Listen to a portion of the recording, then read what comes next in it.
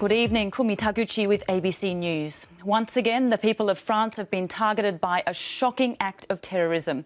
And once again, the targets were innocent civilians, this time revellers celebrating Bastille Day in Nice.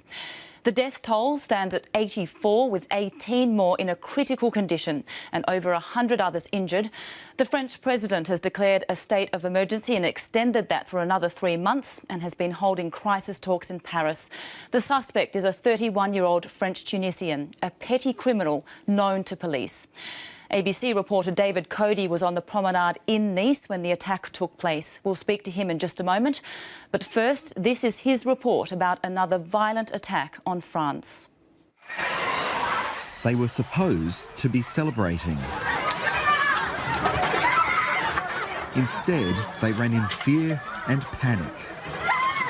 The truck seen first moving along the promenade with people giving chase, then speeding up towards the thousands gathered for France's National Day. Suddenly, it ploughs into the crowd.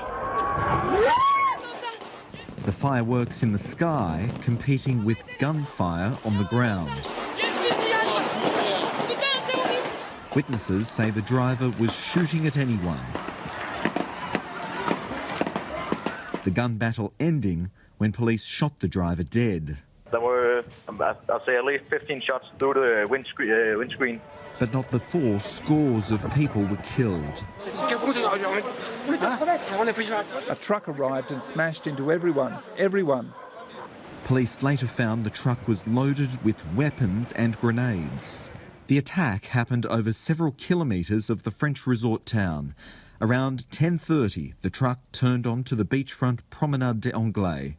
It struck the first spectators just west of the Hotel Negresco.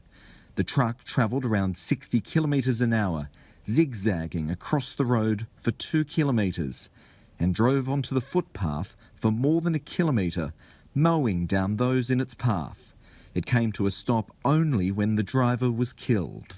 We are horrified by what just happened. This monstrosity that consists of a truck to kill, deliberately kill dozens of people who are simply there to celebrate Bastille Day. A place for celebration, now a scene of carnage. Dead and wounded left sprawled along the road. Many of those killed were children. A stream of ambulances rushed to and from the chaos.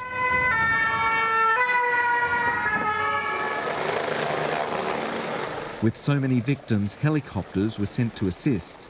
For those who escaped, adults, children, in shock by what they'd seen. 3 Australians were among the injured.